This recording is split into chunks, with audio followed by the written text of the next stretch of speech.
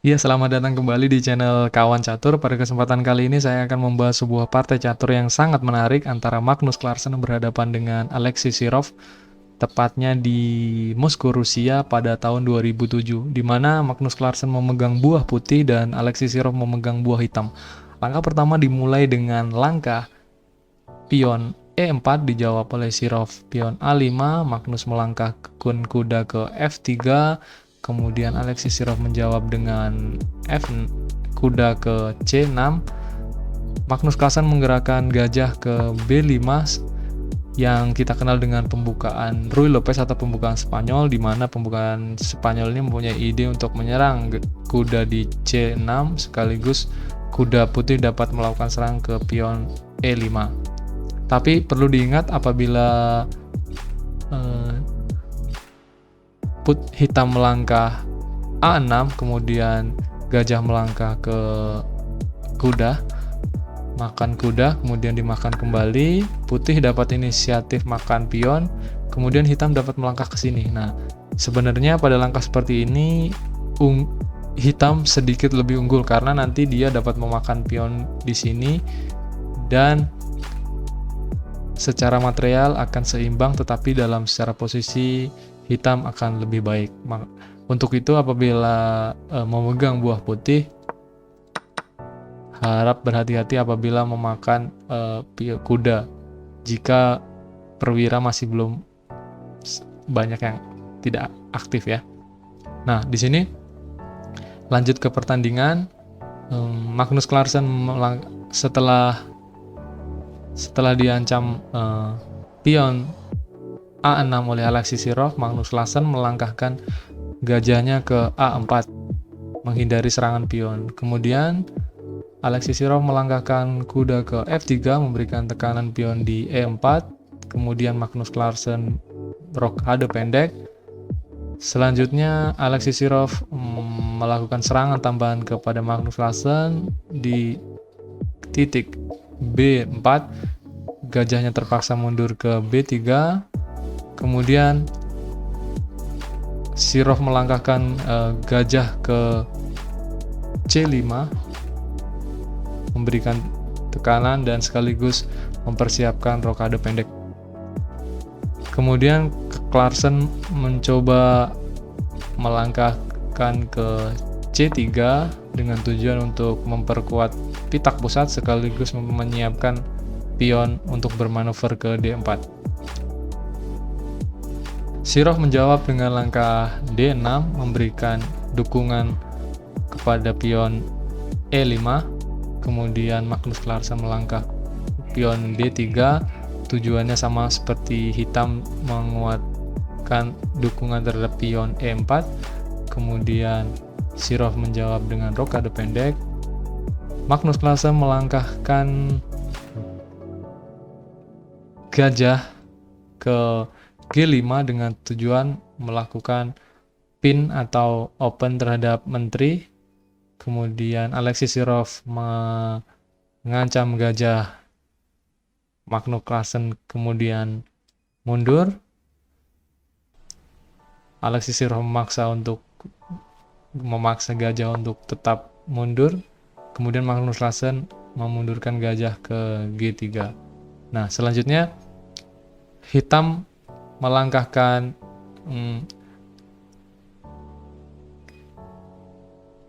gajah ke G4 melakukan pin open terhadap menteri. Kemudian Magnus Carlsen melangkahkan kuda ke D2, pengaktifan kuda sekaligus memberikan support ke gajah F3. Selanjutnya Alexei Sirov menjawab dengan langkah kuda ke H5 melakukan serangan terhadap gajah di G3. Kemudian Magnus Carlsen melangkahkan benteng ke E1 membuka benteng dan memungkinkan untuk mengontrol jalur E sekaligus memberikan ruang kuda untuk dapat melangkah ke F1. Selanjutnya Magnus Clarkson menunggu serangan dari Alexis Sirov. Alexis Sirov melangkah dengan langkah kuda memakan gajah. Magnus Clarkson memakan dengan pion H. Kemudian Alexis Sirov melangkahkan kuda ke E7. Sementara Magnus Clarkson melangkahkan kuda ke F1, di mana kuda dapat mencoba mencari jalan aktif. Selanjutnya Sirov melangkahkan kudanya ke G6 dengan tujuan mengaktifkan kuda. Selanjutnya Magnus Clarkson melangkah ke D4 mengancam gajah sekaligus mencoba menguasai petak pusat. Alexis Sirov menjawab dengan langkah B6 memundurkan gajahnya. Magnus Clarkson melangkah ke E3 mengaktifkan kuda sekaligus memberikan ancaman kepada gajah di G4.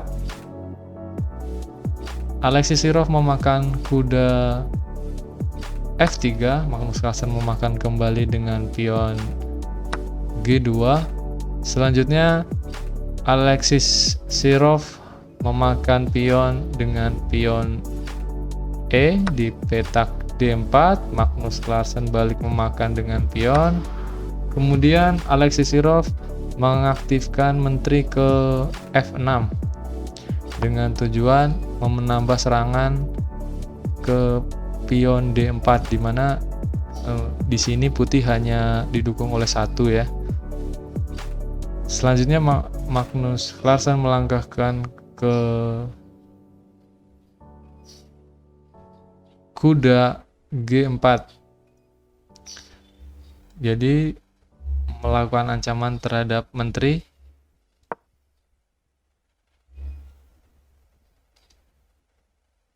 Di sini Alexis Sirov tidak berani memakan ya. Dia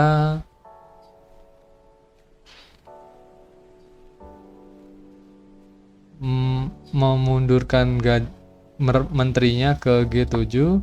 Kemudian langkah selanjutnya Magnus Clarkson melangkah ke E5, di mana dengan tujuan menyerang pion D6 sekaligus menutupi serangan menteri. Selanjutnya dibalas oleh Sirov dengan langkah H8. Kemudian Magnus Clarkson menggerakkan raja ke G2 dengan tujuan agar benteng dapat aktif menyerang hitam. Selanjutnya Alexis Sirov memakan pion E5. Magnus Clarkson melangkahkan benteng ke H1 menyerang secara langsung raja hitam. Kemudian Sirov memakan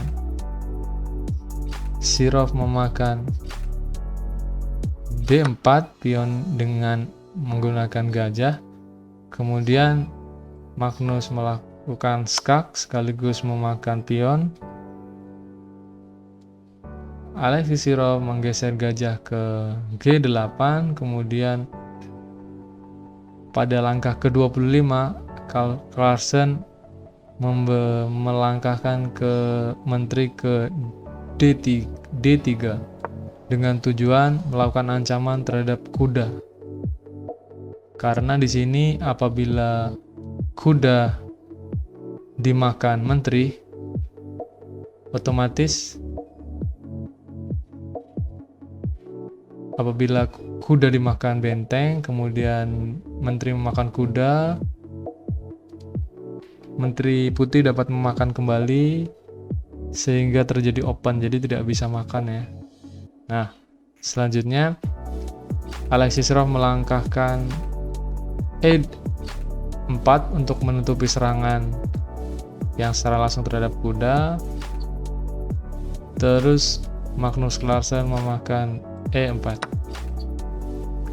Di sini sangat sulit ya, sehingga Alexei Shirov menyerah. Karena apabila dimakan,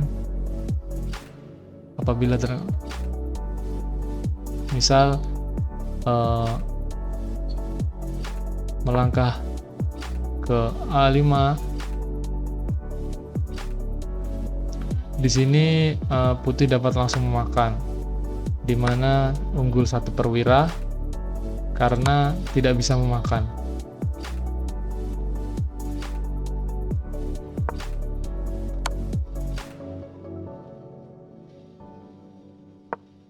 Jadi di sini Magnus Carlsen tetap unggul ya, karena serangan menteri yang sangat bagus, di mana di sini apabila pion memakan kuda